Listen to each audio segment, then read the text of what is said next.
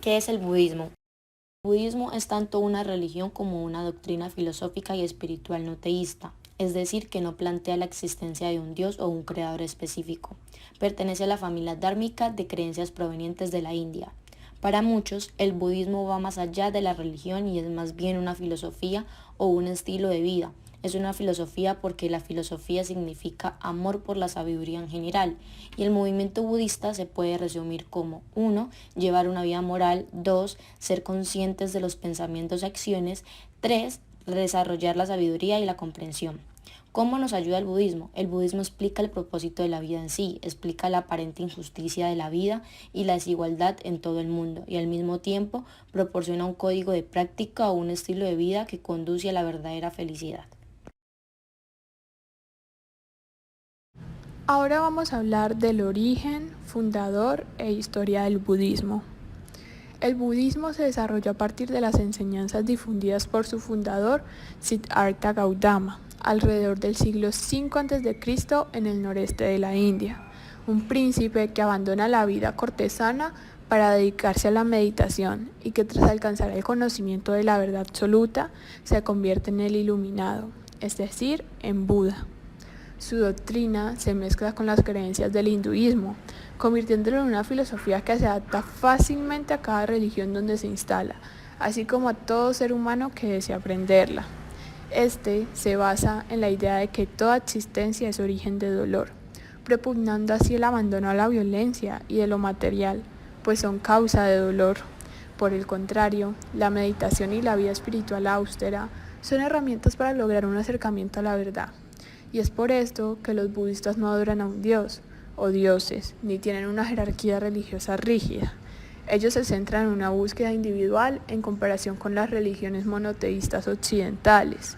Es así como gracias a todas estas características, este logra expandirse velozmente y durante los 3 siglos que siguieron a la muerte de Gautama, el budismo se toma toda la India antigua. Ahora bien, ¿por qué el budismo se está volviendo popular? El budismo, además de constituir uno de los pilares de la cultura espiritual asiática, a partir del siglo XX se volvió también popular en Occidente. La naturaleza universalista de sus creencias le ha permitido adaptarse a diversas culturas, lenguas y sociedades.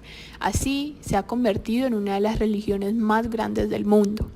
El budismo se volvió muy popular en los países occidentales por diversas razones. La primera de ellas es que el budismo tiene respuestas a muchos de los problemas en las sociedades materialistas modernas. También incluye una comprensión profunda de la mente humana que los psicólogos destacados de todo el mundo ahora están descubriendo como muy avanzadas y efectivas. Y finalmente, gracias a todo esto, el budismo se ha expandido por todo el mundo hasta tener templos en varios países de Europa, América y Australia, solo que en cada lugar los líderes budistas llevan sus conceptos de vida y los adaptan a dicha sociedad. Símbolos del budismo. El nudo infinito, símbolo de la eterna sabiduría de Bada, ya que no tiene ni principio ni fin. El camino es infinito porque la sabiduría también puede cultivarse de forma infinita y siempre hay verdades por describir. La caracola es una representación de la alegría y el despertar que sienten los discípulos cuando entran en contacto con el budismo y sus enseñanzas. La flor de loto representa el potencial humano para transformar el sufrimiento en liberación. Los colores de la flor de loto tienen significados. El azul representa la sabiduría, el rosa la traición, el morado es el misticismo, el rojo el amor y el blanco la pureza espiritual. El parasol representa el refugio de Buda, al igual que unas paraguas protegen los fenómenos naturales externos como el sol y la lluvia. Del mismo modo, las enseñanzas budistas pueden ser una protección contra las fuerzas exteriores que llevan al sufrimiento. La rueda del Dharma, conocida como Dharma Chakra, representa el noble camino ótuple que Buda enseñó a sus discípulos. Los dos peces dorados representan la libertad del mismo modo que los peces nadan libres por el océano. También nosotros debemos aspirar a navegar en libertad por la vida. Los dos peces dorados son también un símbolo de fortuna y fertilidad, en relación a la capacidad de los peces para multiplicarse abundantemente. La bandera de la victoria es el estandarte que simboliza la iluminación de Buda. La victoria hace referencia a la victoria de Buda sobre Mara, relacionada con la pasión y el orgullo, que fue la entidad que intentó interponerse en el camino de Buda hacia la iluminación. El jarro precioso. El jarrón precioso contiene riqueza, prosperidad, salud y felicidad. Sin embargo, es importante no interpretar este jarrón como un contenedor de riquezas materiales, sino todo lo contrario. La riqueza se refiere a la riqueza espiritual, que proviene de seguir en camino de Buda. Otros signos son la pisada del Buda. Es una reliquia que tiene dos significados. Por un lado es un recordatorio de que Buda era humano. Esto significa que todos los humanos, al igual que Buda, pueden alcanzar la iluminación. Por otro lado, la pisada de Buda es una metáfora que indica el camino espiritual seguido por Buda. Los ojos del Buda. Este símbolo representa el poder omnipresente de Buda. La línea ondulada situada en la parte inferior es el número 1 en sánscrito y indica que el camino hacia la nirvana es seguir las enseñanzas del Buda. El número 1 también es una metáfora de la unidad de toda la existencia. El punto entre los dos ojos es una representación del tercer ojo, que simboliza la iluminación espiritual. El Vajra es sánscrito y significa tanto diamante como rayo. Por esto, la Vajra es un símbolo de indestructibilidad en relación al diamante y de fuerza o energía en relación al rayo. También es utilizado como un símbolo de habilidad, creatividad y potencia. El árbol de Bodhi es un árbol sagrado del budismo. La tradición dice que Siddhartha Gautama se sentó debajo de este árbol a meditar hasta alcanzar la iluminación y convertirse en Buda. Las tres joyas representan las tres entidades budas, se entienden como sinónimo de iluminado y por lo tanto representan también la nirvana dharma. Son las enseñanzas correctas del budismo, tal y como las transmitió Buda. Por último, Saga hace referencia a la comunidad de budistas entendidos como aquellos que siguen los principios de Buda.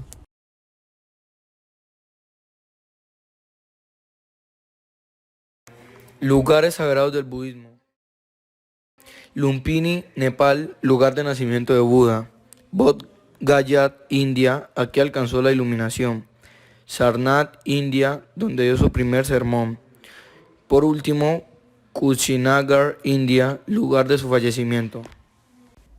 En el budismo existen 4 principios filosóficos. Como primero, encontramos las 3 marcas o también llamadas las 3 realidades.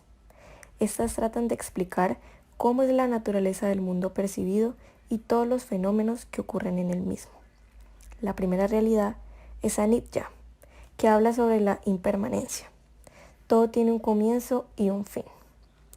La segunda realidad es Anatta, quien habla sobre lo insustancial.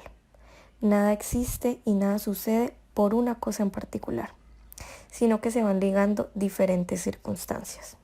Como tercera realidad está Dukkha, que habla sobre el sufrimiento. No hay nada ni nadie que pueda estar feliz y satisfecho siempre. Como segundo principio está el karma. Este viene de la palabra acción. Según el budismo, toda acción intencional crea uno o varios efectos que se perciben luego. El karma puede ser bueno o malo, dependiendo de la naturaleza de las acciones. Y dependiendo de estas acciones, también el karma va determinando tu destino. Como ejemplo tenemos, quien hace el mal va al infierno, quien hace el bien va al cielo. Y también hay preguntas de quienes hacen el mal van al cielo, quienes hacen el bien y van al cielo. Tu destino depende de tus acciones. Hay unas leyes del karma. Como primera está la gran ley, cosechamos lo que sembramos. La ley de la creación, crea las opciones que desees para tu vida. Ley de la humildad, con humildad accederemos a un nivel superior.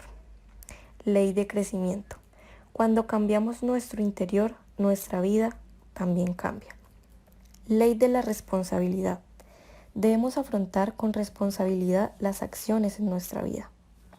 La ley de la conexión, todo lo que hacemos por insignificante que parezca, está en conexión con el universo. La ley del enfoque. No es posible pensar en dos cosas simultáneamente. Ley del dar y la hospitalidad. Debemos aprender a dar para poner en práctica lo aprendido. Ley del aquí y el ahora. Permanecer aferrados a nuestro pasado nos imposibilita para disfrutar del presente. Ley del cambio. Hay que enderezar y construir nuestro camino. Ley de la paciencia y de la recompensa. A mayor dedicación, mayor esfuerzo y por tanto mayor gratificación. Ley de la importancia y de la inspiración. El valor de nuestros triunfos y errores depende de la intención y la energía que desplegamos para tal fin. Como tercer principio tenemos Samsara, que es el concepto que tiene el budismo sobre el tiempo. El budismo contempla un tiempo circular que se repite eternamente en un ciclo. Este ciclo es y comienza por el nacimiento, sigue la vida, sigue el sufrimiento, después la muerte y por último la reencarnación. Estos, los budistas, lo definen como un hecho irrefutable de la naturaleza, que siempre va a ocurrir. Como cuarto y último principio está Nirvana.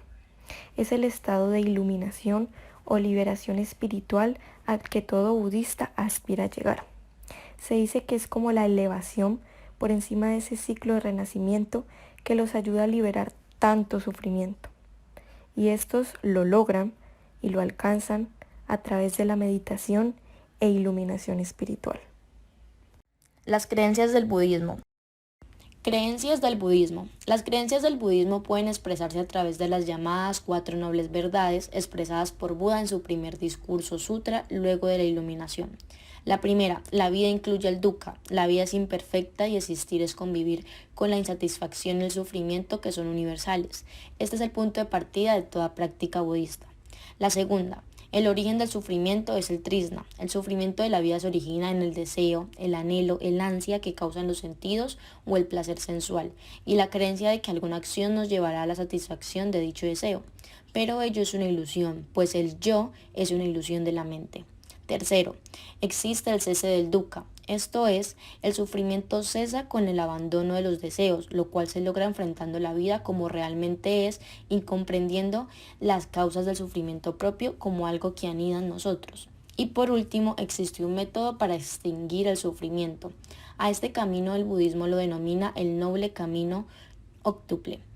Consiste en la búsqueda de un punto medio evitando las excesivas satisfacciones y las excesivas mortificaciones a través de la conducta ética, la meditación, la atención plena y la conciencia del presente de manera continua. Ramas del budismo. El budismo tiene 3 ramas diferentes. Theravada es la doctrina de los ancianos. Es la vertiente más conservadora respecto al Dharma y Vinaya. Se desarrolló tempranamente en Sri Lanka y luego se expandió al resto de Asia. Mahayana, practicado en China, Japón, Tíbet, Corea, Vietnam y Taiwán, inició en el siglo I después de Cristo y comprende las enseñanzas de Buda más como un método que como una doctrina. Vajrayana, nacido del Mahayana, se diferencia de este en la adopción de métodos hábiles o upaya, como los mantras, las tantras, mandalas y otras formas de visualización. Celebraciones budistas. Día de Kannon, en enero. Postraciones, cantos y ofrendas de incienso para honrar al Bodhisattva de la compasión. Paranirvana del Buda, alrededor del 13 de febrero.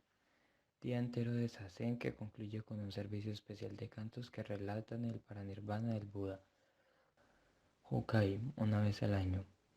Ceremonia formal de entrada del camino de Buda, que incluye una ceremonia de arrepentimiento breve, cantos, ofrenda de incienso, toma de los 3 refugios, las 3 resoluciones generales y los 10 preceptos cardinales.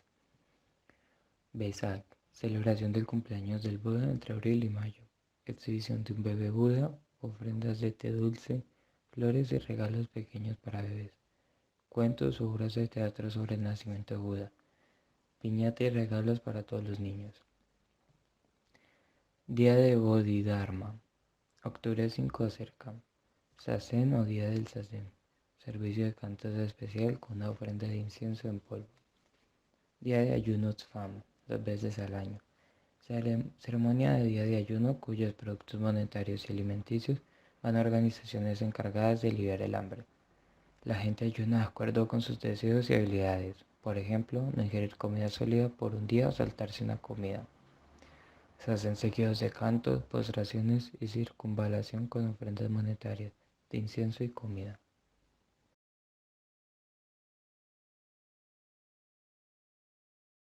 Tradicionalmente, el Dalai Lama ha sido el líder espiritual y temporal del Tíbet.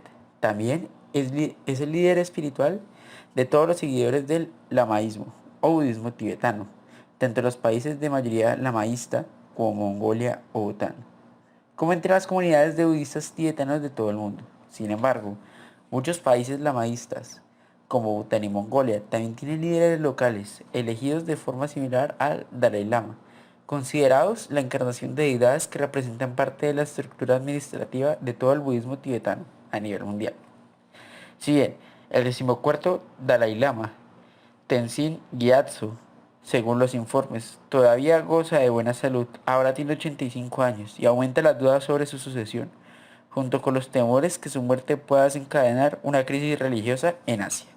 En cuanto a las organizaciones budistas, la Fraternidad o Asociación Mundial de Budistas es la organización budista más grande del mundo y aglutina a la mayor parte de asociaciones budistas, tanto Theravada como Mahayana y Vajrayana tibetano. Su actual presidente es Phan Wanamiti de Tailandia. Se fundó en Colombia, Sri Lanka, en 1950, por representantes de 27 países, incluyendo al expresidente de la Sociedad Teosófica, Coronel Henry Steele Olcott.